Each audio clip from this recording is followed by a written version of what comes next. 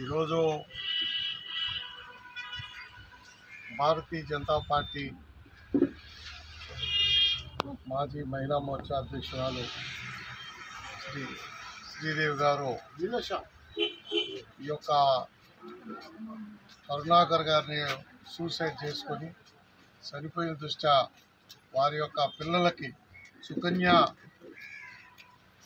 సమృద్ధి యోజన పథకం కింద నెలకు ప్రతి నెల కూడా 1000 రూపాయలు కట్టి వాళ్ళకు మైనర్ తీరేంత వరకు కూడా ప్రతి నెల 1000 రూపాయలు కడతా అని ఈరోజు ముందుకు రావడం భారతీయ జనతా పార్టీ తరఫున మీ తరఫున మేము వారిని మనస్ఫూర్తిగా అభినందిస్తున్నాం.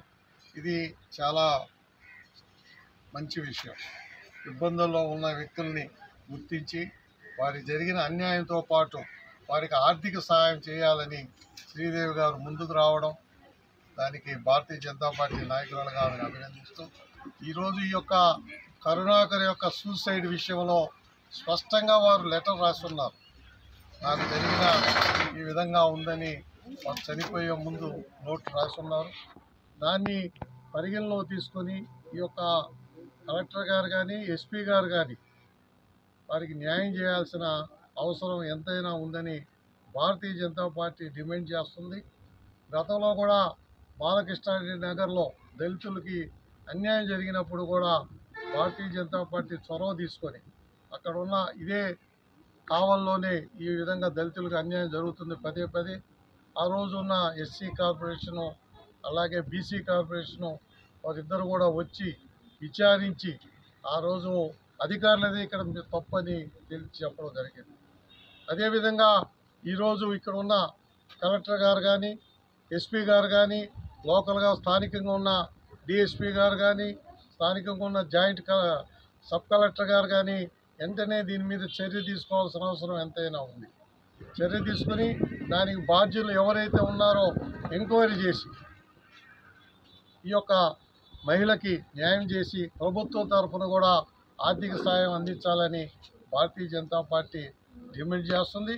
అంతేకాకుండా ఇక్కడ ఉన్న అధికార పార్టీ యొక్క అండదండలతో ఈ యొక్క నియోజకవర్గంలో అనేక ఇలాంటి కార్యక్రమాలు జరుగుతున్నాయనేది చాలా దిక్కులు మేము వింటూ ఉన్నాం. కానీ వాస్తవంగా ఏంటనేది అధికారులు వీటి మీద ఎంక్వైరీ చేసి ఈ యొక్క నియోజకవర్గంలో ఉన్న అభద్రతా భావాన్ని తొలగించి భద్రత ఏర్పాటు చేయాల్సిన అవసరం ఎంతైనా ఉంది. అధికారులు కూడా అదేవిధంగా స్పందించి ఈ యొక్క వైఎస్ఆర్ పార్టీ శాశ్వతం కాదు. ఈ యొక్క నియోజకవర్గంలో ఈరోజు వైఎస్ఆర్ పార్టీ ఉండొచ్చు, రేపు బీజేపీ ఉండొచ్చు, తర్వాత తెలుగుదేశం ఉండొచ్చు. ఎవరు ఉన్నప్పటికీ మీరు మీ మనస్సాక్షిగా పనిచేయాలని భారతీయ జనతా పార్టీ తరఫున నేను డిమాండ్ చేస్తున్నాను. అఖిల భారత ఎగుమతుల దిగుమతుల బోర్డు మెంబర్గా కూడా ఈ విషయాన్ని డిమాండ్ చేస్తున్నాను. రాబోయే 7 రోజుల లోపల ఈ యొక్క విషయం మీద స్వస్థత వస్తే సరే ఉంది.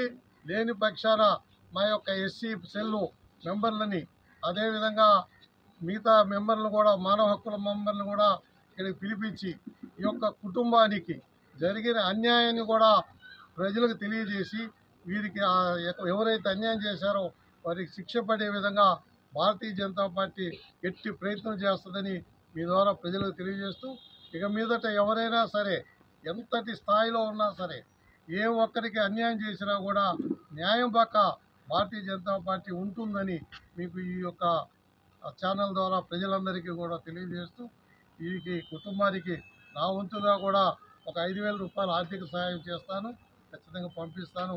ఇంకా కూడా ఎవరైనా ఇచ్చేవాళ్ళు ఉంటే వాళ్ళందరూ కూడా ఆర్థిక సహాయం చేయాలి.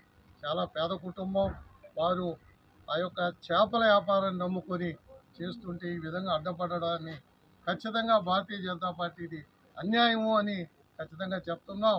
దీన్ని ప్రజలందరూ కూడా గ్రహించాలి. ప్రజలందరూ కూడా పెద్ద మంది చేసుకుని ఆ కుటుంబానికి సాయం చేయాలని